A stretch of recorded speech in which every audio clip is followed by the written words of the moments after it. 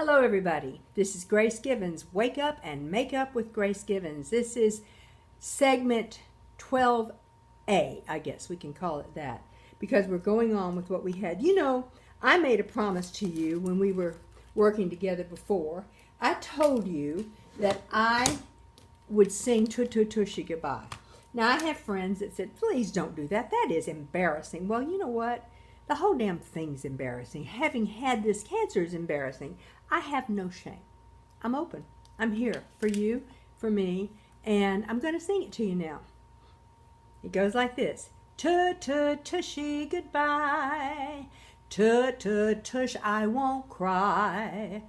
The robot's claws that take you away from me. No words can tell how glad that makes me. You've had your run. I've had no fun.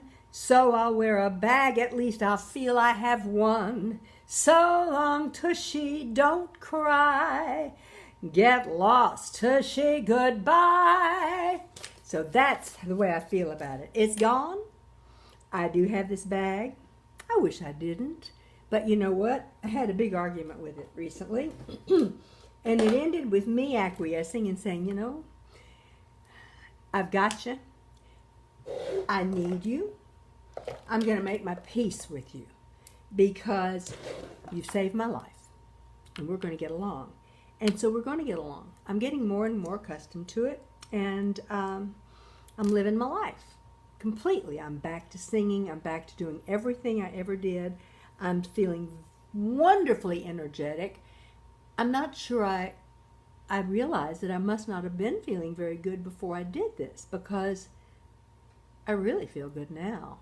It's kind of weird, isn't it? You know, I really was kind of taking naps a lot before I had the surgery, and getting very tired in the middle of the day, which I just considered normal for my advanced age. But not doing that now.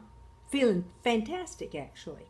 Loving my baby, my grandchild, just spending every minute of my life that I can with her. And I'm going to be back with you as well, I hope, on a regular basis. Okay, I'm doing my eyelashes right now, folks. And you know, I always use, I think there's nothing better than this. If somebody knows something better, please write me a comment and tell me. But this is the Lancome, what's it called? It's the CLS Booster for your lashes. It conditions them, and it helps your mascara stay on longer. And maybe it lengthens a little bit. I don't know. But I put it on upper and lower. You've got to pretty much go right on with the mascara afterwards. Don't let it dry too much before you do it. Now, I've been using some new products, I want to tell you. First of all, I was feeling pretty sorry for myself right before I had my surgery. And so I decided I would treat myself to some expensive stuff. So I bought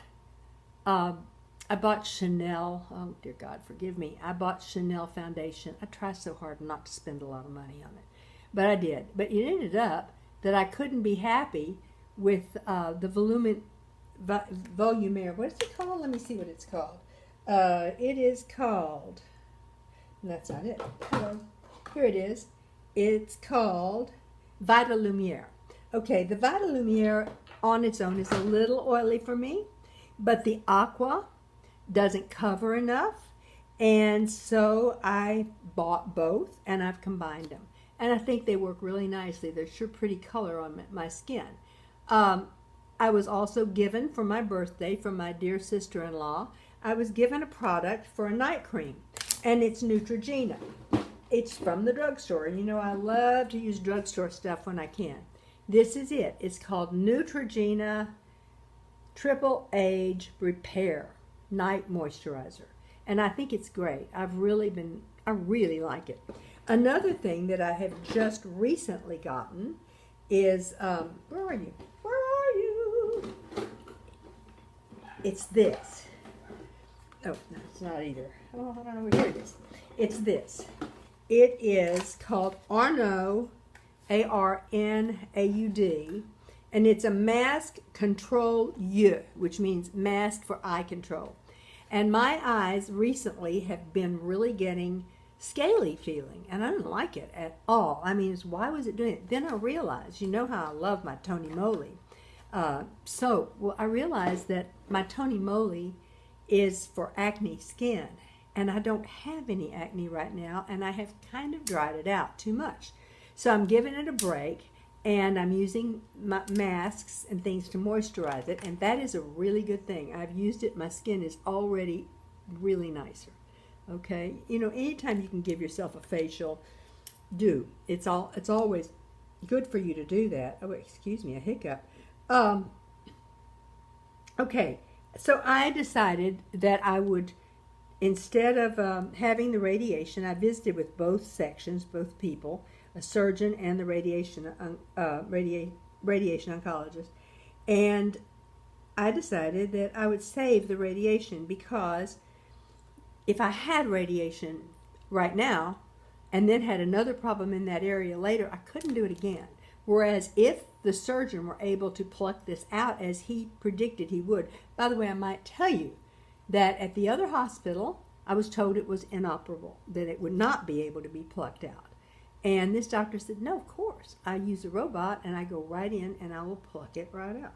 So, and it, you know, pray that it is hard, because that will be easy. I'll pluck it out and you will be clean. If it is soft and mushy, then it could squeeze and more cells could come out. So I went into surgery praying that. And I came out of surgery and it was hard as a rock, fantastic. It was contained, it was small, and it's gone. And by all records, at this point in my life, I am what they call NED, no evidence of disease in my body. Now, I know, and you don't have to tell me this because I know it, that a cell can always have dropped off during a surgery and go somewhere else. That is just something that's what this disease is. Cancer's nasty and it travels.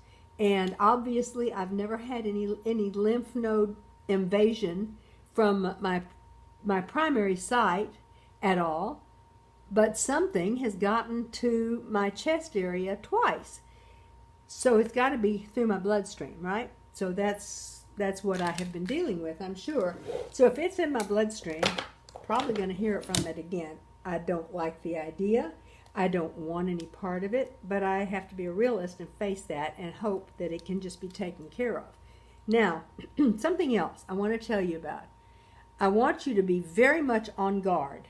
Our world is a funny place right now. It's not the same universe that we were in 20, 30, 40 years ago, okay?